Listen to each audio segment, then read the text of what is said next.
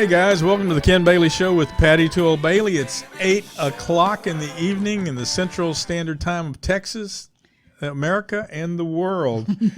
Hey Patty, welcome to the show. Well, thank you. I'm always glad to be here.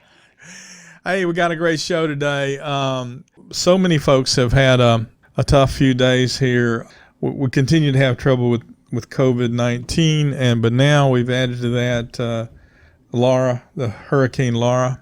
And so we're checking in with a friend of ours, Orlando Arriaga, who has family in Jasper, Texas. Yes, and when we saw that it was going through Jasper, and hitting Orange when it came in from the Gulf, and his in-laws are in Orange, and so we've been concerned about them, and so we wanted to check in with him. Yeah, so we want to see. In fact, we're gonna start that right away to see how Orlando. What the report is from Jasper and Orange, Texas. So, hello, Orlando. Welcome to the show. Thank you. Thank you for having me. What do you hear from folks over in Jasper?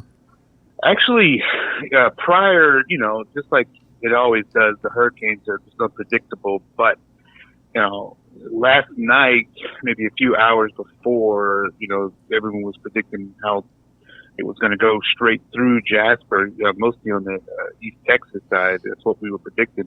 Mm-hmm. And my family, they don't like to get up and go anywhere else. Yeah, I understand that. They hunkered down. But for this one, I guess they were just a little nervous. My mom and my brother were a little nervous, so they went to some places and took shelter away from my mom's home and my my brother's place. But nothing actually happened. I mean, a lot did happen. There was a lot of all the power lines down. There is trees laid on all the roads this morning. However, there was no property damage to both their places, so that's always good. But they're fine. I don't know of anything that's happened to anybody in that particular part of Texas. So that's wonderful to hear. That's great. Yeah. Yeah, but nothing. I mean, I think it's, strong winds just like they predicted. And again, just a lot of trees down because it is, Jasper, Texas is deep in the piney woods, and so there's a lot of pine trees out there. So right. Had a number of them go down. Have you heard from the in-laws in Orange? I have actually, yes. Now, we were a little concerned about them as well. And they, for Harvey, there was a lot of flooding both in Jasper and in Orange. Like a lot in Orange, actually. They had about 2 feet in their house during Harvey. My in-laws. So we were concerned about, what was going to happen if it was going to come up again. But thankfully, there's no proper damage there as well. And they just they're without power. So, and just like everyone else is around that area. So we're not sure when they're going to get power back, both in Orange and in Jasper. Right. But just losing power is such a terrible thing in August in this part of the country, so it's absolutely, yeah. We my AC broke for 2 days here, and we were like, "What are we gonna do? We need to get out of here." Right. We were already just struggling about that. So yeah, I can't imagine. They're probably gonna go a few weeks, I know, at least without power. And so, but I think they're able. My brother has a generator, and I think good. My in-laws may make a trip down over here, or I think they also have a generator as well. Well, tell us, that's wonderful to hear. I know that everybody was concerned about everybody over there, and tell us a little bit about. Did you grow up in Jasper? Was that your home as you were growing? I did. I was born and raised in Jasper, Texas, to de Gallo and Belén Arriaga. They immigrated from Mexico back in the mid-'70s, and then I was born there. And that's the only place we lived, and so I was there for my first 18 years until I went off to college. Tell folks that aren't aware of Jasper. Give us a little Chamber of Commerce view of the town. What was it like growing up there? Is it bigger? Is it bigger than Dallas or? It's almost as big as Dallas. Okay. It's 7,000 people. Ever since I was there, it's always hovered around that number. At one time it got to 8,000, and we thought we were fancy, but it's around 7,000 right now. Is that because everybody leaves instead of just the population growing, or what do you think? Yeah, I think it's a little bit of both. I don't know many people that I graduated high school with that are still there. There's a number of them, but most people do leave. Just because there's not much industry in that little town. So my brother and my mother, actually, my father was supervised. He worked at this company that's like a creosote plant. I don't know if you know what that is, but they take a lot of timber there. There's a lot of trees, and then so there's a lot of that type of industry. Right. Big in that side, But yeah, Jasper is probably not that much industry, but it's a beautiful place. How many? We call it the jewel of the forest. Jewel of the forest. Okay. That's cool.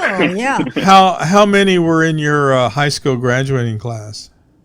182. Oh, well, that's a pretty good sized class. Yeah. I always thought that, because you get here to Houston, though, they got those like in the hundreds, like maybe even 1,000. Yeah. Like I thought 182 was huge, and I didn't even know everybody. Yeah. Well, that's a good size for a Jasper. Really. Anybody besides the famous actor Orlando Arriaga come from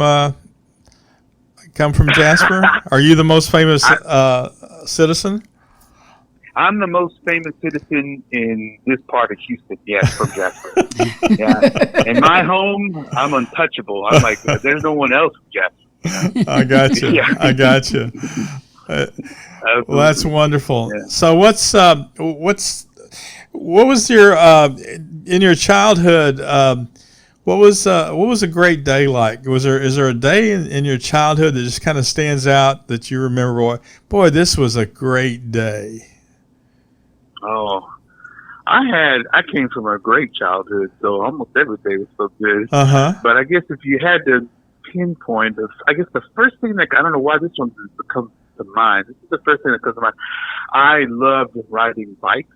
And I haven't got on a bike in I don't know how long, but when I was a kid, I loved riding bikes. There's in Jasper, it's out in a small town out in the country, so it's a lot of roads and dirt roads to ride on. And I think when I was around 7 or 8, I don't remember which, my parents got me, I think my first bike, I believe.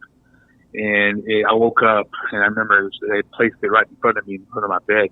Oh. And I was like so excited, and I rode all that day. It was freezing cold. I remember my mom had to like really, because I guess it was Christmas, that's why it was so cold. But she bundled me up, and I went riding that. I didn't come in till sundown. That's great. What was your first? What was your first car? Oh, my first car? Oh, I can tell you exactly what that is. It was a 1977 Cutlass Oldsmobile. Oh, wow. That's what it was, yeah. That's a sharp-looking car. Well, it was in 1977. It was, yes. But in 1995, I think it's or 94 when I had it, it had no grill. The grill was gone. It at one point was a blue color. The paint was blue. I think it looked more like washed out denim. I had it. Did you have anything hanging from your rearview mirror? Oh yeah, I had nothing fancy. It was just one of those tree air fresheners. But it wasn't new car smell. I wasn't going to fool anybody with that new car smell, How did you and Laurie meet?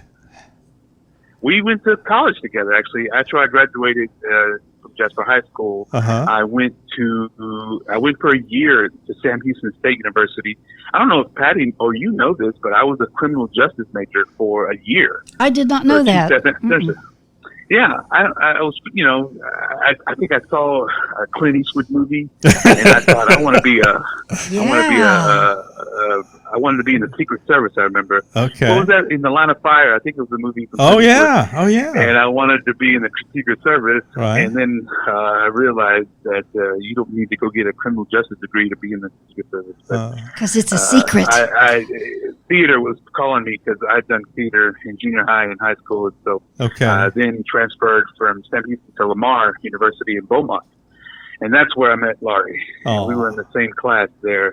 So that's great. I was a year older than her, and we took all our theater classes together, and that's where we met. But we didn't start dating until I think her senior year, which her senior year was like my third sophomore year. So,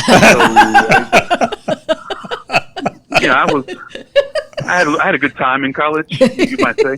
Was there a production, a theatrical production you guys were in together that you particularly remember? I don't know what we were in. We were in one production. I know that we were together where she was. It was a student written show. I remember that, and she was an unfaithful wife to me. Okay. And it was hilarious. It was just a few of us in there, and I think she ended up. I think she murdered me at the end of that play. She murdered you? Remember exactly. Yeah, I think if I remember correctly, that's what happened.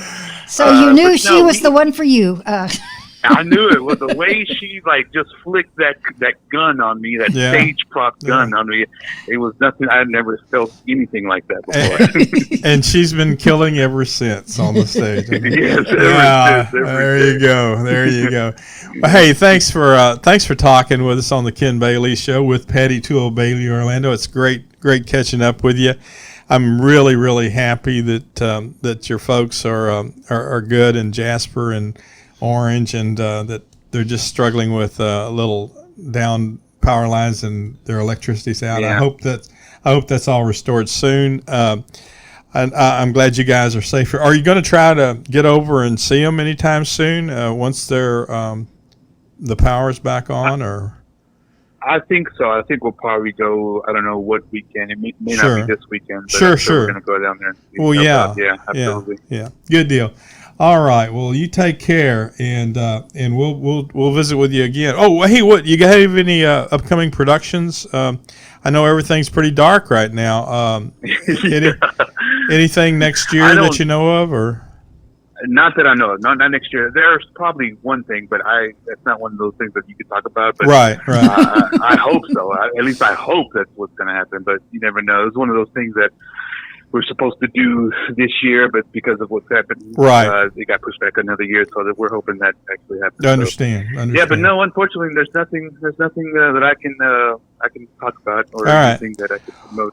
Well, when there is, we want you back on, and we'll talk. Maybe we can get both you and Laurie on and talk about Orange next time. Who knows? About growing up in Orange. So find out when her first car was and all that. Okay, you take care. All right, hug the little one for us. All right, bye bye. I certainly will. Thank you. Bye bye. Bye. Oh man, that was so great to talk to Orlando. He's just such a great guy. He's Good so to hear. fun, yeah. Yeah, I'm so happy to hear everybody's okay, that he knows, and but our thoughts and prayers go out to everybody that are hurting and in harm's way and continue to be in harm's way from Laura as the hurricane makes its way across the country. So, who else is on our show tonight, Patty? We've got my good friend Danielle Hodgins, who is a professor at the University of Houston downtown. Okay. And we wanted to check with her and see what is it like trying to teach during this COVID season. Mm-hmm. Yeah, and we'll hear from Danielle right after this word from Wash Easy. Wash easy. Come on and take a chance with a fresh fragrance. Wash easy. It is so advanced, it'll make you dance. Baby, when you do the wash, you'll be shouting, oh my gosh. Just one sheet is all you need for washers and dryers at any speed. Wash easy. It's the one sheet wonder, baby. From washers to dryers to done. I love this stuff. Do the agitator, y'all. All right. Now we have Danielle Hodgins, and she is an artist in our community. She's a costume designer. She's a set painter. She's a set builder, and she's a professor at University of Houston downtown, and she's one of the most creative people I know. So we're just excited to have her on the show today. Great. Hey, Danielle, welcome to the Ken Bailey Show with Patty Toole Bailey. Thank you so much. What's your day like today? You're preparing for the hurricane, and Yeah, so we started school 2 days ago, and so I taught my first round of classes, and then we get a hurricane day, so I'm off for the rest of the week. No school. Canceled. So what was it like going back to school with masks and separation, and how does that work for in-person teaching? It's definitely a challenge. It's hard to talk for extended periods of time with a mask on, and it definitely kind of creates a separation between, more of a separation between students and teacher and students and their peers. So it certainly changes the classroom dynamic for sure. So what classes are you teaching at this time? This semester, not everything enrolled because a lot of students decided to take the semester off and not come back in person. That makes sense. So this semester I am teaching 2 intro to theater classes and 1 costume design class, all in person. what's the class size? Generally it's about 15 to 30, and this semester I have 10 in each class. Oh, but that's great for them. And is that good for you too, to have the smaller class? So it's much less work. Yeah. But each student gets much more individual attention, I would think, Correct. to their project. Is it real project driven? Are they working on projects, or you said intro to theater, so I guess that's more where you're just exposing them to everything about theater, I guess, huh? Correct. Yeah, it's just a broad overview about everything from dramatic literature to production to acting, directing, to the business of theater, sort of all the backstage, forestage, and everything in between. Yeah. Do you have any productions scheduled at this time, with this time of uncertainty, where they would have any practical experience? So we usually do 2 productions per semester, but we are not able to do that even though we're back in person for the most part this semester.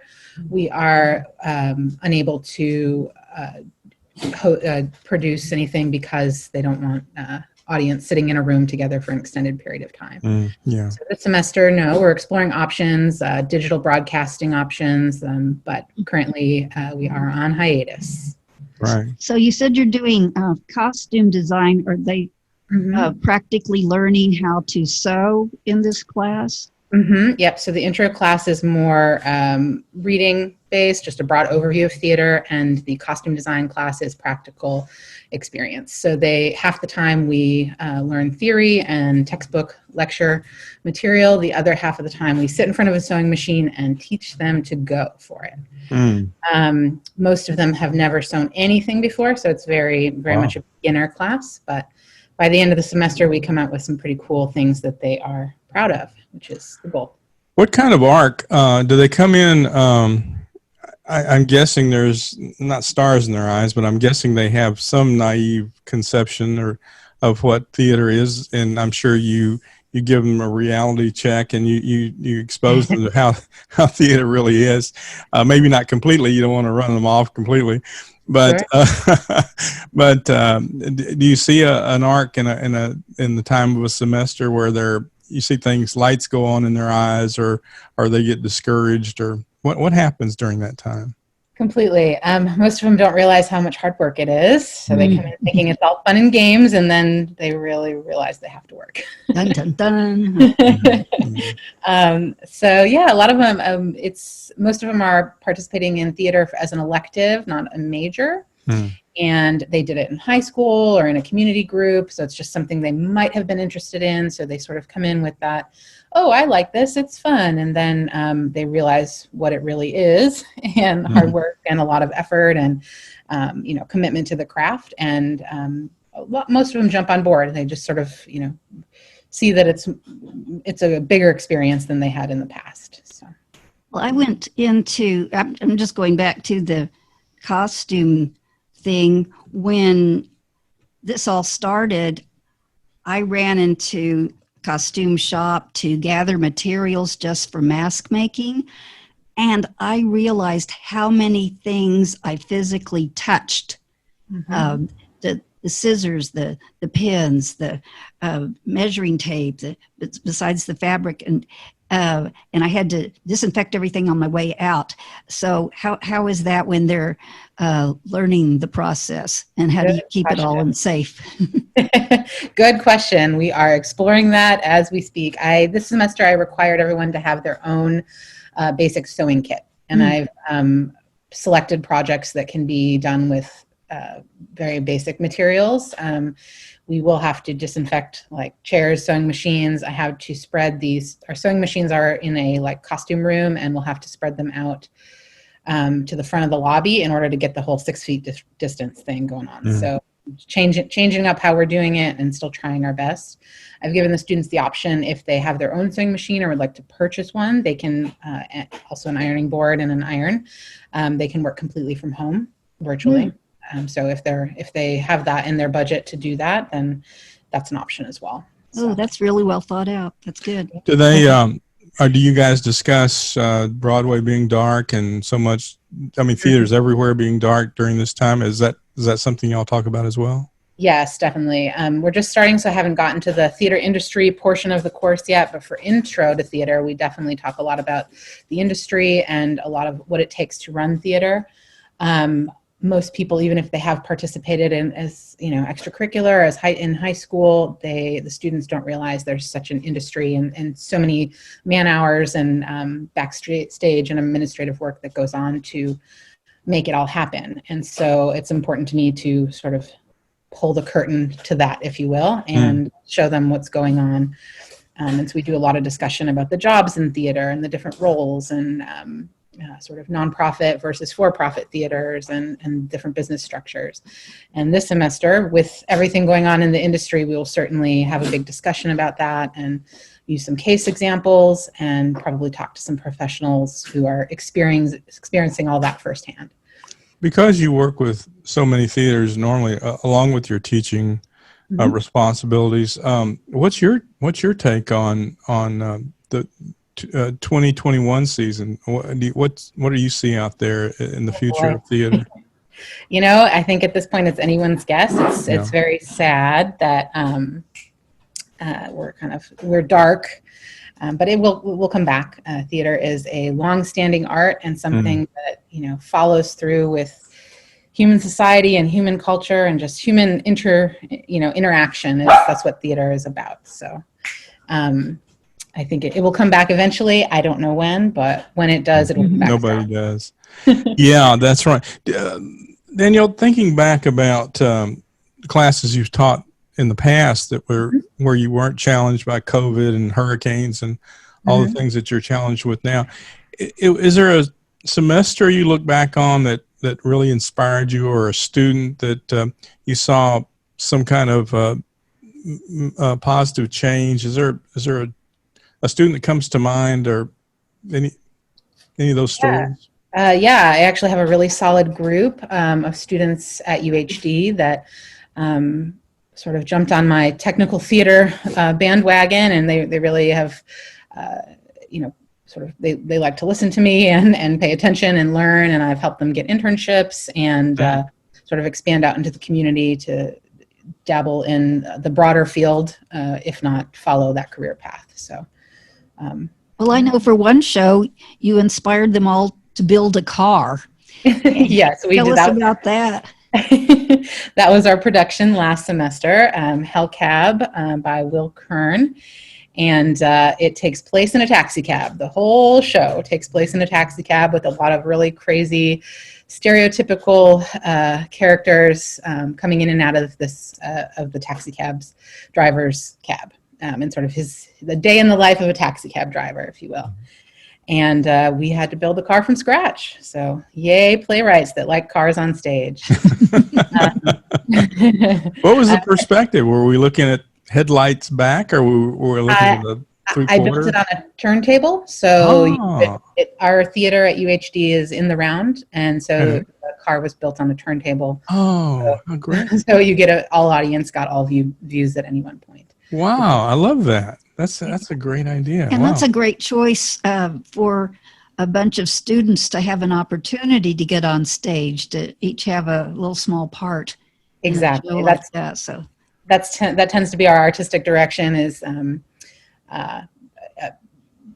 plays that have many different roles or different scenes of different sizes. So monologues, small scenes, large scenes, a mix of everything. It works best for our setup, mainly because our students a lot of them are doing it as an elective, and so they can't always come to rehearsal all the time, and being able to break down rehearsal into smaller groups is an excellent.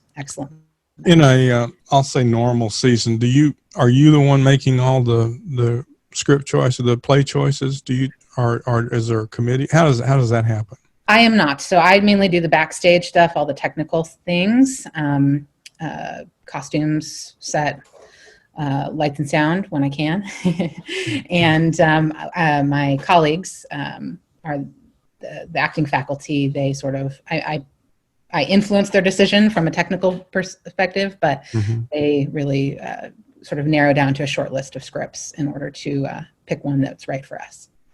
Okay, now we've discussed your costuming and set and lighting and sound design things. But let's not call it that. As an artist, I know you do murals. Is there a place in town where people can go see some of your work?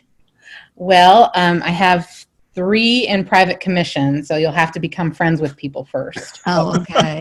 One is... Have them on the show. One is downtown by the George R. Brown. I was asked to paint pillars under the 59 overpass. So it's pretty simple. It's nothing overly complex, because it's hard to get up to those 50 feet pillars, But but that sounds like something people could see publicly. Is that correct? Yeah, it's public. Yeah, we can go drive by. There in person. George R. Brown, the north side of George R. Brown. There's a bunch of columns painted, and that's me. Wow. What was the point of that? What encouraged the person that commissioned that to do it? What were they trying to accomplish?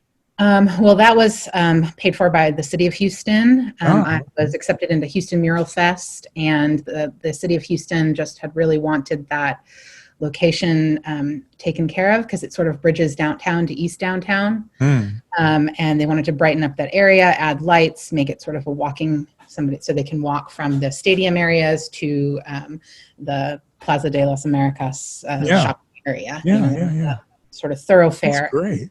Yeah, and so the city of Houston just felt that it was super necessary, and I don't know why, but I was selected. So and they'll have a pleasant walk. And pillars of the community. I can see it now. That's really kind of exciting. I'm proud of the city for recognizing that, and then choosing you. And I'm not surprised by the choice of you. You're just very talented. Thank you. So that's one. You have 2 other commissions that you're... So there's somebody's private residence. They asked me to paint a mural in their living room. It's a colorful, abstract work of underwater sea world. They like underwater sea things. Wow. And then I have, I was commissioned with other artists. I was commissioned by Caden USA. It's a property management company, and they filled one of their downtown high-rises with art. So their building. Oh, cool. Wow. So you were working with, collaborating with other artists. Did y'all submit your drawings or something? What's that process like? So Caden USA connected with Houston Arts Alliance, and they put a call out for artists, and they selected 10, I believe, to do art for each floor. So we each got a floor. What floor did you get? We kind of never found that out. They were supposed to have an opening, and they never had an opening. So give us a name. I keep meaning to go and check it out. But That's funny. I wonder the higher the floor, does that have any effect? Or did you win if you get the penthouse or something? I wonder. I will. No.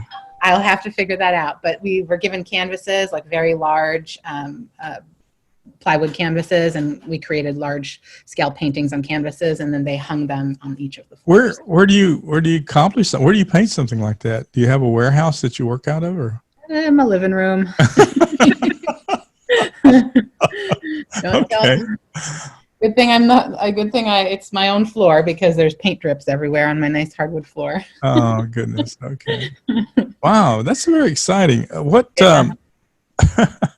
How did you get started, Danielle, on all this? How did you discover that you could do murals downtown and on skyscrapers and in theaters? How did all that begin? Yeah, I don't know. I think my mom never told me no as a child. She just kind of let me go for it. And, when you're a kid, you just want to do art and play with dogs. And so now I have 3 dogs and I do art.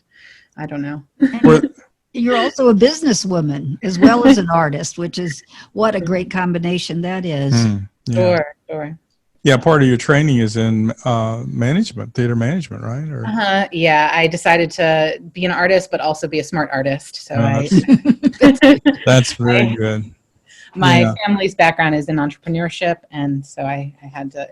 I guess that was the caveat. As long as I could do art, as long as I did it in a business manner, so to speak. So. Well, you're so young, but how has the internet affected your business, your art, your marketing of art, all that?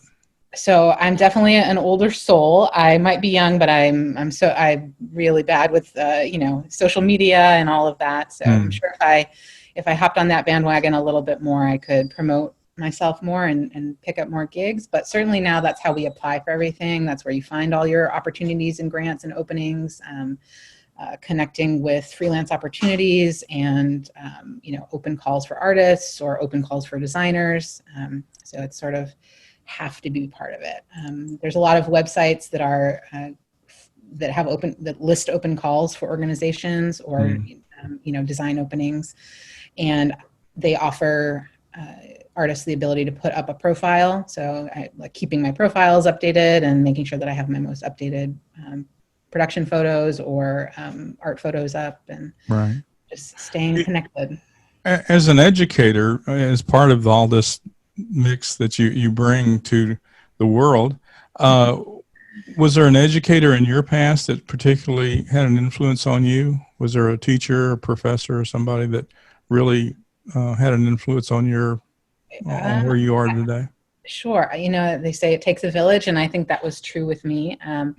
My mom owned a small corner store and in like a neighborhood area where I'm from, and just a lot of people in and out of my life, kind of as I was a child. So one of my dad's employees in his printing company it was a screen printer and an artist himself, and I spent a lot of my after school hours with my dad at his print shop and just hanging with.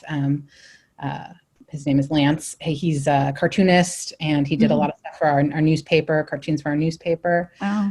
My grandfather is a professional artist as well, a selling really? artist. Yeah, he sells in galleries and things. So he's passed. And what's his medium? Watercolor. Okay.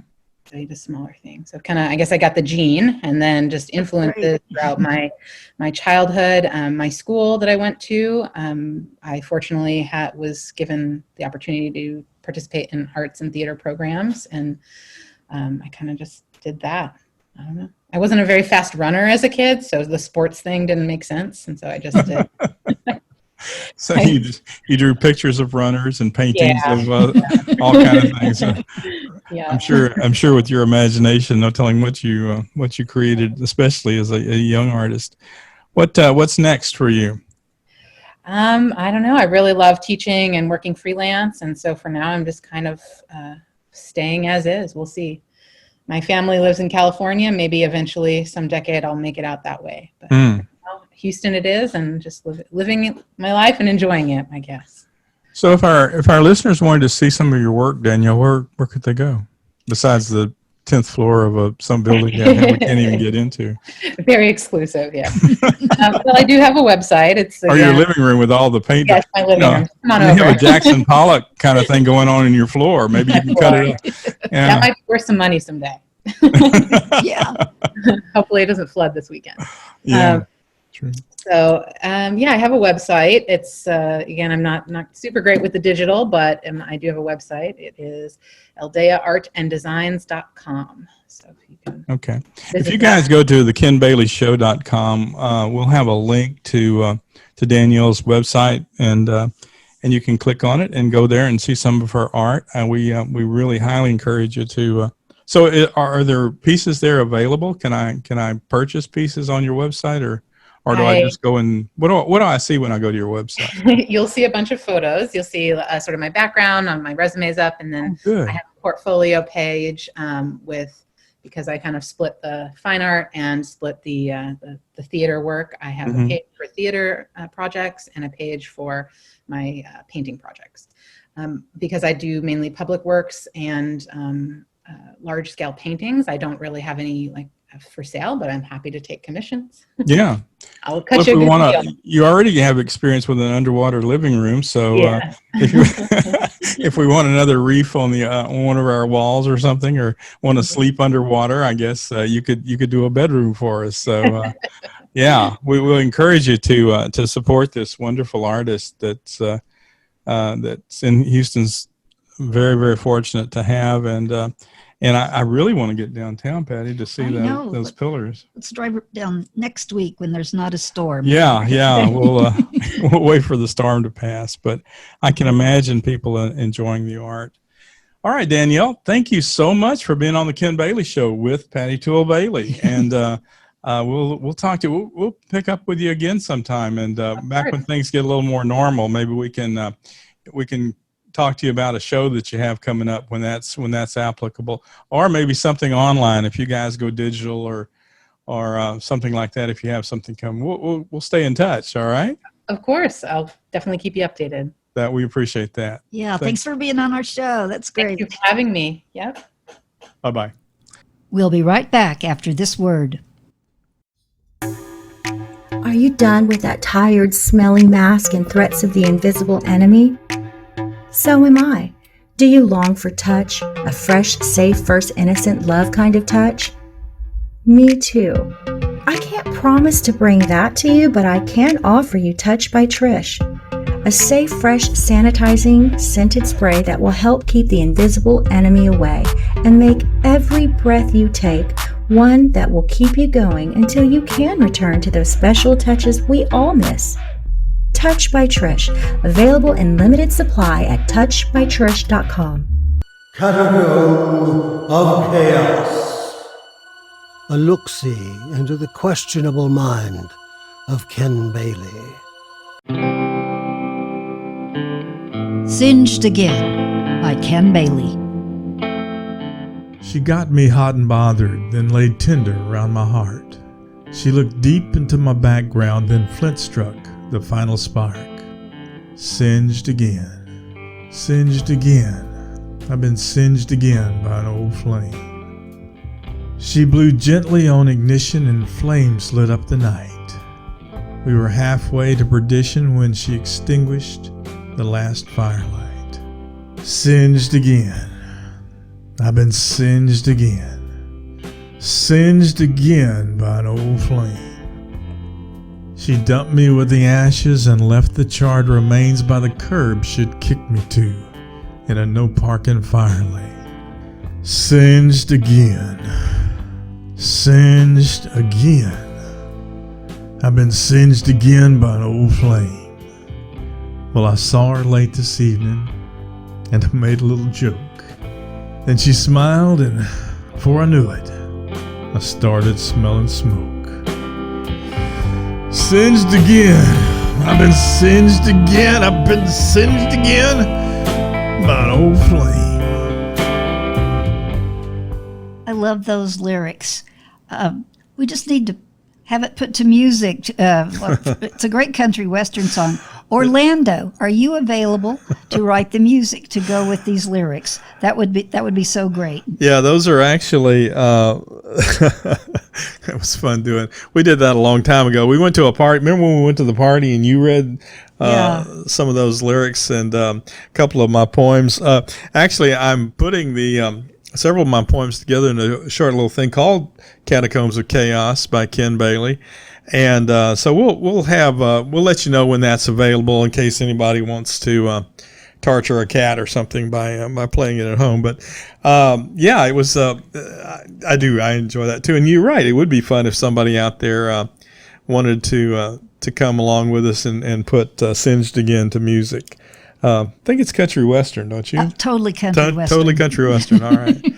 Well, next week on the show, we've got two ladies from Nashville, our friends from Nashville. I'm excited, yes, because they're doing a new podcast about different women from the Bible, and that always excites me to hear those histories because, for the most part, you don't hear a lot about the women in the Bible. Yeah. The men seem to dominate, so I'm excited to hear this. Yeah, and actually, it came from first they did a musical based on it, and then out of that they did a Bible study, and now they're launching a podcast, and we're glad to be able to help spread the word about this new podcast that Nan and Bonnie are doing. So be sure and tune in next week to hear our interview with them and get the word on the podcast. And also, we can't forget that this is the last week. Yes, we've just got a few days more to help the Pink Fury get to New Zealand. Pink Fury. So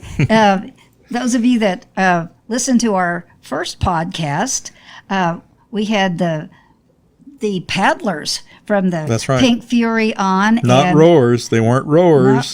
They're paddlers. But it's a breast cancer survivor team, and we want to help support them. And by downloading a copy of I Flunked Sunday School, we will give $5 for each download to help the Pink Fury go to New Zealand. Yeah, I Flunked Sunday School is a book I wrote a few years back, got made into a little movie, won a couple of awards, and the wonderful Steve McCurdy did the voice acting on the show. And if you, it's normally $24.95. We reduced it to $9.95 for listeners to the show.